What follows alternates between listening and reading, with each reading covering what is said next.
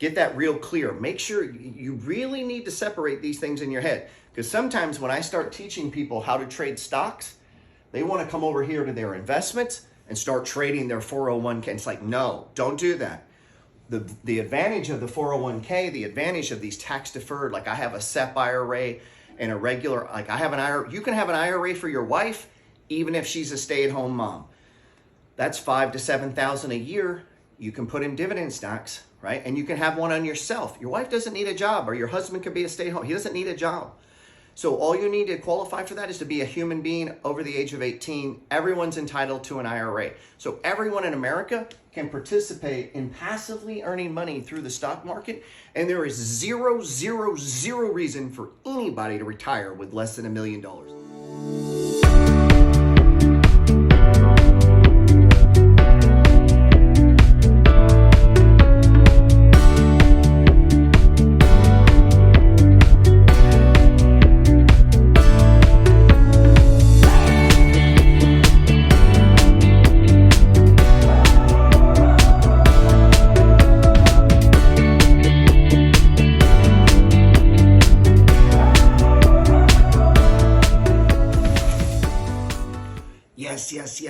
Yes, man. Namaste. Welcome back to the channel. Always remember, whatever you think about comes about. Whatever you focus on, that's what grows and expands in your life. It's a universal principle. Let's do some of that now. Let's do some of that thinking, man. By the way, thinking is the hardest labor you will ever. Thinking on a particular thing or thinking through a problem is much harder than physical labor. That's why so few people do much thinking. Today I was thinking about, as I was reading this book, and the gentleman was comparing investing in the stock market to investing in real estate. And I consider myself a professional investor. I have multi-million-dollar portfolio. It's how I make most of my money. And there's different kinds of investing. We all know that. And there's different activity levels. I think when most people think investing, they're kind of thinking passively. And I'm very much an active investor. But I do passive investing. An example of passive investing would be your 401k. And some 401ks are excellent. I've got a buddy, his 401k, they do a 12% match. So he can put, up to 12% of his income in the S&P 500. They match it. Man, if you're not doing that, you're just dumb. There's no other word for what you're doing. So if your job will match you and you don't do that, it's like, wow. So I know anybody watching my video is probably doing that. If you're new to me, you have got to do that. And be simple about it, man, at your job. Just put it into S&P 500. It's already diversified. It's 500 stocks. It already has international exposure. You don't need emerging markets and all this shit they put you in. S&P 500, it's been around your entire life. It'll be after you die. And it's one of the only forms of passive investing. It will grow at between 8 and 10% a year the rest of your life, and you will have money. As opposed to real estate, which is the exact opposite of passive. It's very active, yet the more active you are in your investing, the more you got to put your hands on it, the more you got to think about it, the more you got to make decisions. Typically, the higher the yield. You're going to make more money the more you're involved in it. Now, you ever notice that? They tell you, oh, don't look at your accounts. Just put money in. Like, notice the Wall Street people are very active, very involved, right? So the more involved you are, typically, the more money you're going to tend to make. And as I was looking at this comparison, I felt it was a little unfair, but at the same time, it's true. And the reason, I think about stocks and what attracts a guy like me, that some of my real estate friends are like, why would you do if you're making all this money in real estate, why do stocks? Here's why, man. It's actually passive. It's the only form of passive income on planet Earth. When you get a dividend, there's no phone call, no meeting, no contractor. You don't need a manager. You're not calling a plumber. There is no electrician. There's no storms, no weather, nothing. It's just money, and you do nothing for it. And when you're a guy like me who makes money with his time, his talent, and his thoughts, and actively, if I can just get money doing nothing while I'm working, while I'm running my real estate, man, I love that kind of money. I think Rockefeller's quoted that his greatest joy in life was his dividends. And people misunderstand what he's saying. He's just trying to say how awesome it is to get money for actually not having to work. And that's what dividends do for you. That's why I'm addicted to dividends, even though my real estate portfolio is almost 4 times larger than my dividend portfolio. But how much effort do I put into this? 0. How much effort do I put into this? Hours a day. That's the difference. Passive versus think. Now, you can increase this by becoming very active in the stock market. And if you develop some skills, and I'm not talking trading. Now, we could do that. Over here, you could flip houses. That is not investing. Over here, you could trade stocks. That is not investing, okay? These are active activities to make money. Not against them, love it. A lot of my friends trade, I trade, but that's active activity to make money. It's not investing. And flipping houses is active activity to make money. It is not real estate investing. Get that real clear. Make sure you really need to separate these things in your head. Because sometimes when I start teaching people how to trade stocks, they want to come over here to their investments and start trading their 401k. It's like, no, don't do that. The advantage of the 401k, the advantage of these tax deferred, like I have a SEP IRA and a regular, like I have an IRA. You can have an IRA for your wife, even if she's a stay-at-home mom. That's $5,000 to $7,000 a year. You can put in dividend stocks, right? And you can have one on yourself. Your wife doesn't need a job, or your husband could be a stay-at-home. He doesn't need a job. So all you need to qualify for that is to be a human being over the age of 18. Everyone's entitled to an IRA. So everyone in America can participate in passively earning money through the stock market. And there is zero reason for anybody to retire with less than $1 million. It is absolutely fucking stupid that people in America, that a politician doesn't stand up and tell you time times amount times yield. You can passively invest your way to $1 million. You just have to start right now and stop making fucking excuses and do what you need to do and put the money in every month and do it. And it works. That works. Over time, asset prices go higher. This is at the core of what I teach inside of the money flow trading system. Is yeah, it's a trading system, but it also is a timing system for me of when to allocate more money. Often from here, as I make active money in real estate, I like to roll it over and store it into passive income sources. Now that, again, that confuses a lot of my real estate friends. Is like, why don't you just take all this money and just keep buying property? It's like, guys, I don't want to work every fucking day forever. I would like to have some money that makes me money and I don't have to do anything. Again, like Rockefeller said, I love waking up and Southern Electric gives you $160. PNNT, here's $220. It's like every day, here's some money, Gerald. Here's some money, Gerald. Here's some money. I love that. Is that money more than I can make working? Absolutely not.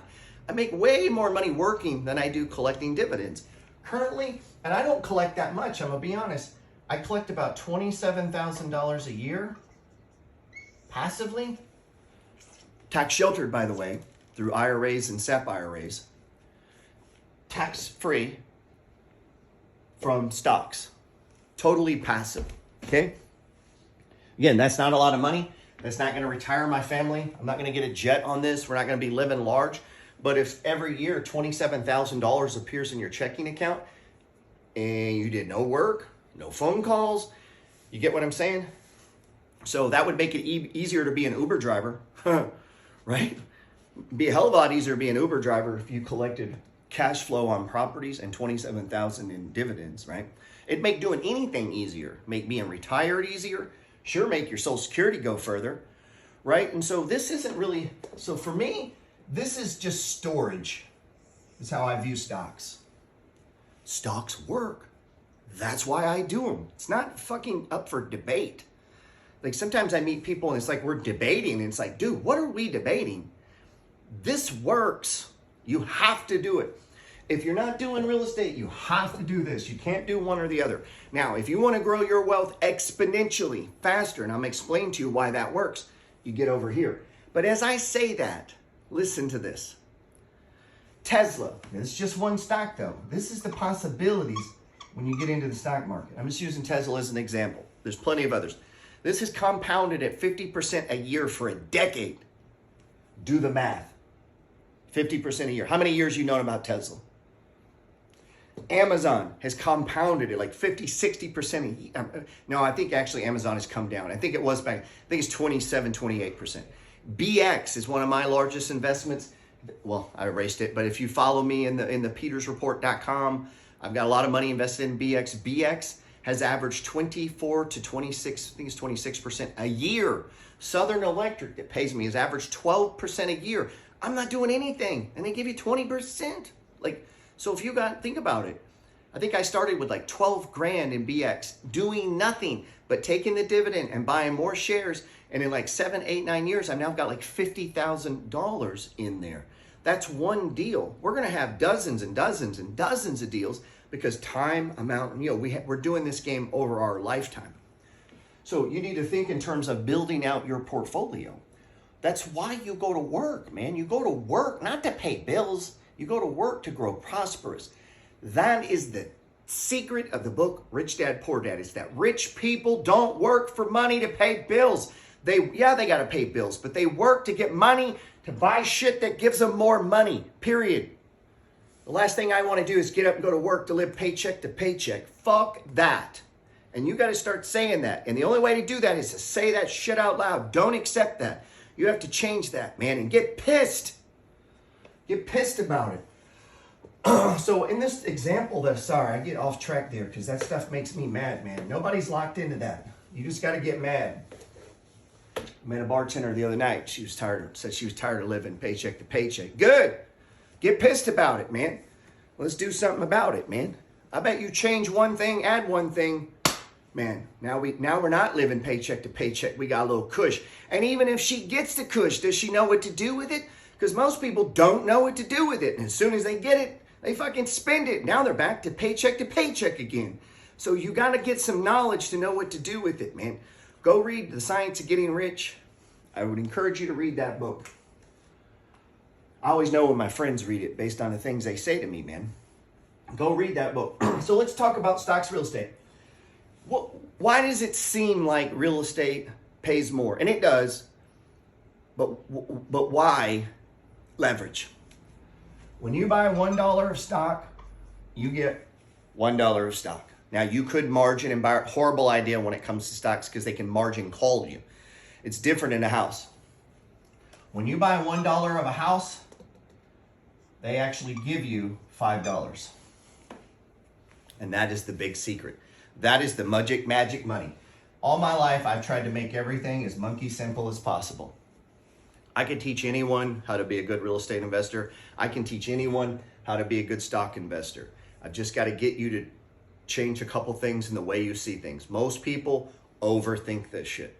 They got all these excuses why they can't do this and that. What if this? And it's like, listen, it is really simple.